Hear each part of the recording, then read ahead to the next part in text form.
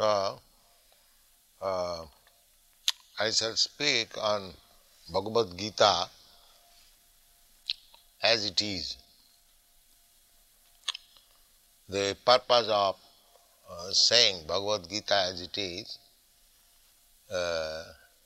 explained that there are many editions of Bhagavad-gita.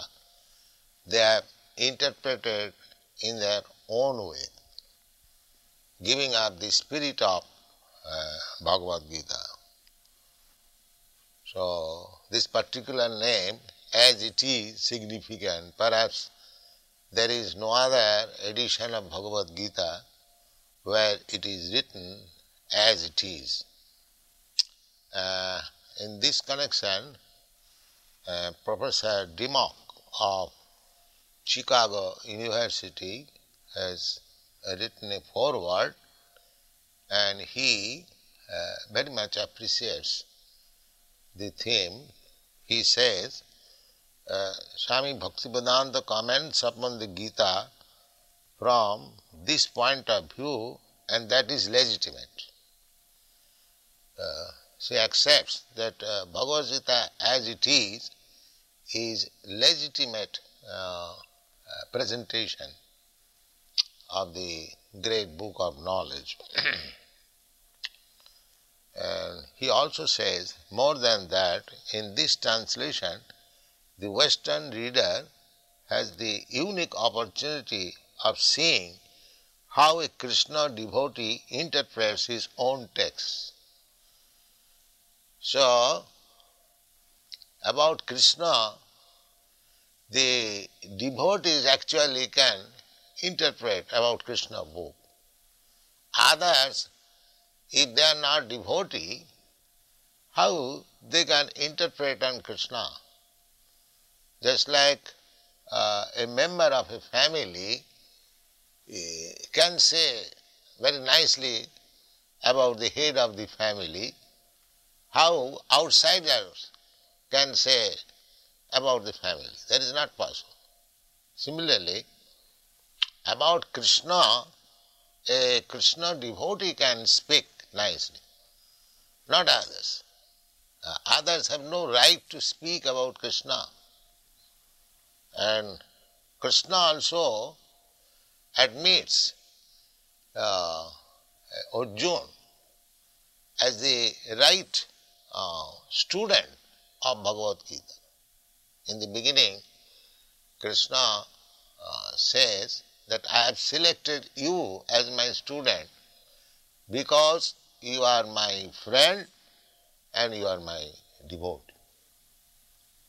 So, in other words, we can understand that Bhagavad-gita can be understood who has intimate relationship with Krishna. Just as Krishna says, you are my dear friend. That is intimate relationship with Krishna. And without becoming a devotee, nobody can be intimately related with Krishna. These are the factors to be understood. So, this Bhagavad-gita was spoken 5,000 years ago to Arjuna in the battlefield of Kurukshetra, and the science of understanding God is there in this Bhagavad-gita. Bhagavad-gita is the science of God. Everything has got some science, scientific book to understand that particular subject matter. Similarly, there are different types of concept of God. Generally, they take it as an idea, but we don't take it as idea. We take God as concrete fact. Just like you are seeing me, I am seeing you. This is concrete fact. Similarly, A God can be seen by you, and God is already seeing you. There is no doubt about it. But you can see also God. So that process we have to understand, how to see God. That process is mentioned in all the Vedic scripture. That is called Bhakti Yoga, that process. Krishna also says in the Bhagavad-gita, Bhaktya mam abhijanati javan jasyami tat. If anyone wants to know Krishna, what he is, then one has to accept the process of Bhakti Yoga. There are different types of yogas. Yoga means linking oneself with the Supreme Personality of Godhead. So, speculative yoga will not help us. You have to take concrete yoga. Concrete yoga is Krishna consciousness. So,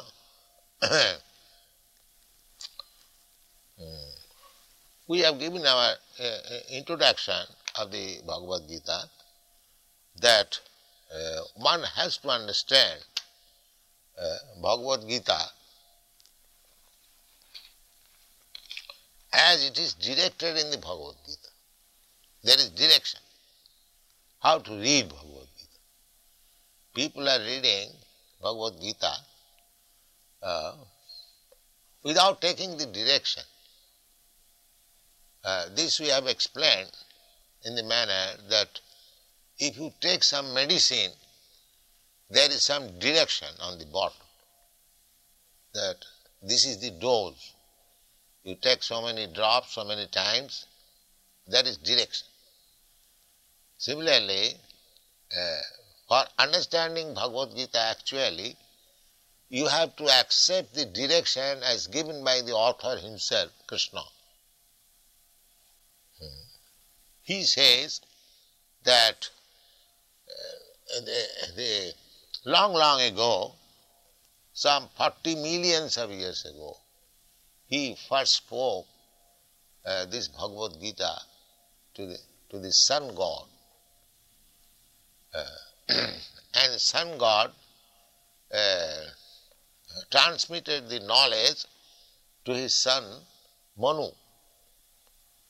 And Manu transmitted the knowledge to his son Ikhaku. Imang vivassati yogam prattavan aham abhayam. Vivashan manave praha manu Ikhaka vibravit. So, the Rajarshis, they are all kings. Manu is king, Maharaj Ikhaku is also king, and the sun god Vivashan, he is also king.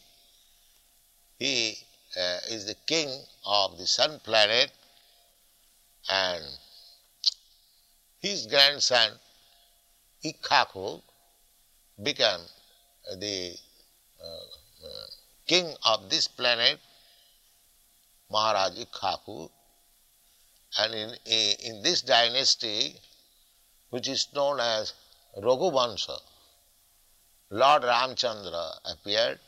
This is a very old monarchical family, Ikhaku Vansha, Raghuvansha. Vansha means family.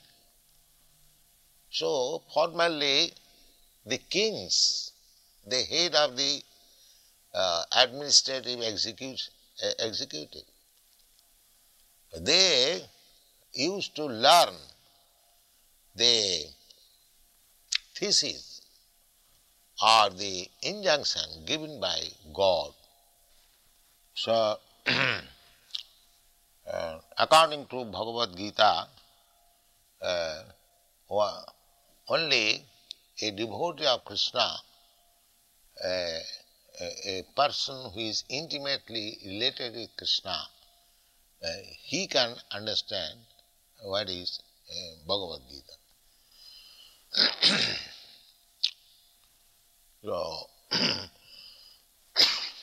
Krishna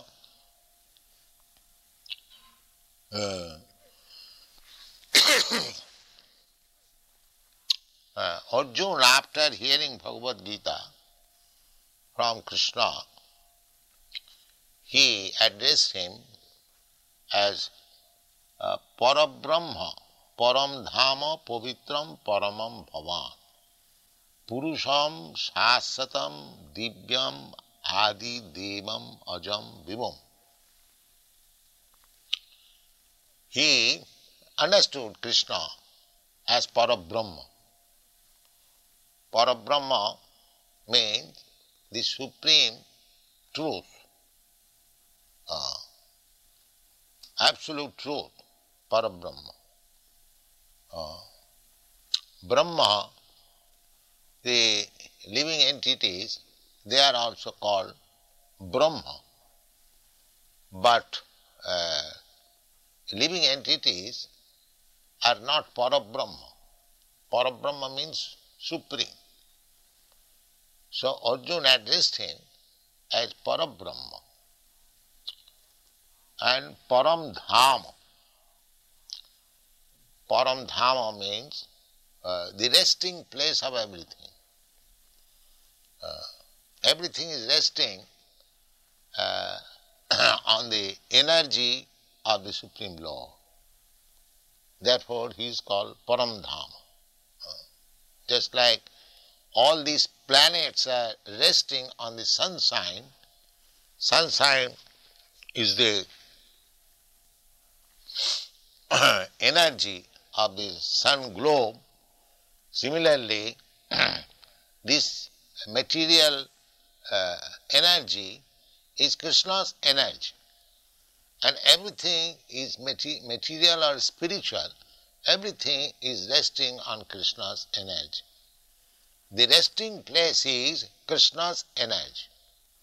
In another place, Krishna says, Maya tatamidam sarvam jagat abbakta murtina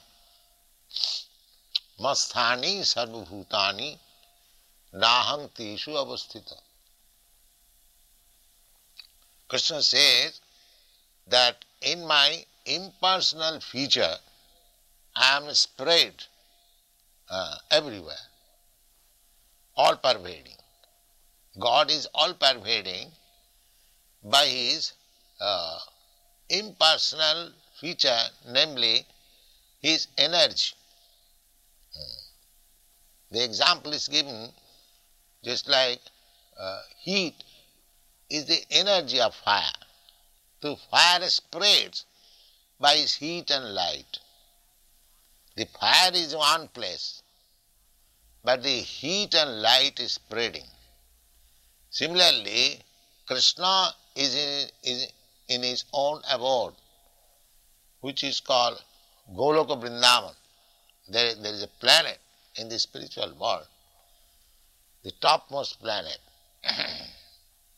As the topmost planet within this universe is called Brahmaloka, similarly in the spiritual sky there is the topmost planet which is called Goloka Vrindavan. That is Krishna's place. Krishna is there, but he can expand himself by his different types of energies and by his different types of incarnation. It does not mean that when Krishna was present on this planet, Krishna was absent in Golok Vrindavan. No, it is not like that. Just like I am now present here, I am absent in my apartment. Krishna is not like that. Krishna can be present everywhere, at the same time he can remain in his own abode. That is described in the Brahma Samhita. Goloka eva nivasati akhilatma bhuta. Although he is in his abode, which is known as Goloka Vrindavan, he can expand himself everywhere. everywhere, and actually he has done it. So we must know how he is expanded, in which way he is in contact with us. That is the science. In Bhagavad-gita, these things are explained. So Krishna is addressed as Param Dham, the resting place of everything.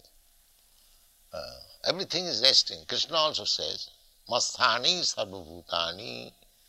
Everything, material manifestation, is resting on him. Nahang Teshu Avasthita, but I am not there. These contradictory things. Everything is resting on him, but I am not there. But it is not contradictory. It is very simple to understand, just like all the planets, they are resting on sunshine, but the sun is far away from the planets, some millions of miles away. But resting on the sunshine means resting on the sun. That's a fact.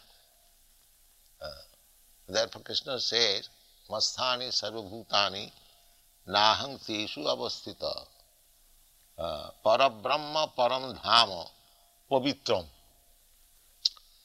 Pavitra means uncontaminated. When we come to this material world, we are also spirit soul, Brahma, not exactly as good as Parabrahma, Krishna, but still, because we are part and parcel of Krishna, we are also Brahma, Pavitra. Pavitra means pure. Just like the particle of gold is also gold. If gold is pure, the particle is also pure. So, Krishna comes to this world, we also come to this world, but we are contaminated, but Krishna is not contaminated. The example is, just like in the prison house, there are many prisoners, but if the king or some king's representative minister goes into the prison to inspect things, how things are going on, it does not mean that the king or his minister is also a prisoner. He is not prisoner. But we, living entities, we have been entangled with these material modes of nature. But Krishna never becomes involved in these modes of material nature. That's what he is called Pavitram Paramam. Absolute, pure, Bhavan. Bhavan means you, your lordship. And Purusham. Purusham, he is addressed as a person. God is never impersonal. God is person. Exactly a person like you and me. And when he appeared on this planet, exactly like a human being, 2 hands, 2 legs, walking like human being, talking, behaving like human being, everything. So, God is Purusha. Purusha means man, I mean to say male, not female. Male. Without becoming male, one cannot be enjoyer. In another place, it is stated that Krishna is the supreme enjoyer. As soon as the word is used, enjoyer, he must be Purusha, male. So that is described. Arjuna understood him. He is a Purusha, Param Purusha, the supreme person. In another place, Krishna is described as Purushottam, the best of the males. So, Purusham Shasatam. Shasatam means eternal. The Mayavadi philosopher, they think that the absolute truth is impersonal. Maya Shakta Manaprartha Jugam Junyan Madasraya Asangsayang Samagrang Mam Jatha Gyasasi Tachino. Arjuna is being advised by Krishna what is God.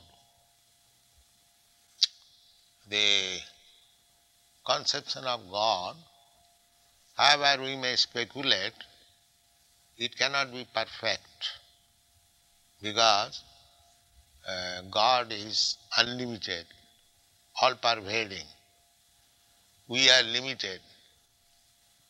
So, actually, unless God Himself reveals Himself to the devotee, it is not possible to understand what is God.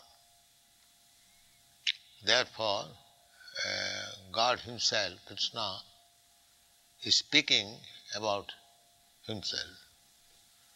The process is Maya Sakta Mana. One has to increase attachment for Krishna.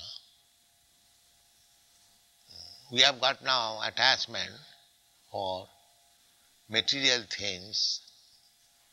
We have to divert that. Our position is that we must have attachment for something. That is fact. So now, on the bodily concept of life, we have got attachment to this body, and anything pertaining to this body, we have got attached. Just like I have got attachment for my wife. Why? There are millions and thousands of women, beautiful women. I have no attachment for them, but my attachment for my wife, even though she may not be very beautiful, is a fact. Why? Because due to her relation with my body. And similarly, I have got attachment for my country, I have got attachment for my home, my so many things, because I am thinking I am this body, and anything in connection with this body, I am thinking mine. So at the present, my conception of I and mine is wrong. Therefore, if we divert that attachment to Krishna, then we can understand Krishna or God perfectly well. Krishna is just like sun. When there is sunshine, you can see the sun and yourself also. Without sunshine, in the darkness of night, neither you can see the sun nor yourself. Therefore, the process is Maya Sakta Mana, developing Krishna consciousness. Maya Sakta Manarpartham Jugam Junyan Madasaya. This is the yoga. Yoga means connect. Yogang Junyan, that yoga should be practiced in connection with Krishna. Therefore he said, Mat Asra. Mat means me or mine. And Asra means taking shelter.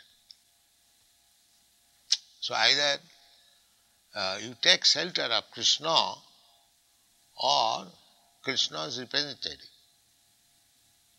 Of course, it is not possible for us to take shelter of Krishna, because Krishna is not present at the present moment, but his representative is there. So one has to take shelter of his representative and practice bhakti yoga, concentrating his mind on Krishna. This is called Krishna consciousness. One has to take shelter of a person whose life is devoted to Krishna, and under his direction we have to practice how to develop Krishna consciousness, and then Krishna will be revealed. The revelation, proportionate revelation, is proportionate advancement in seeing Krishna directly.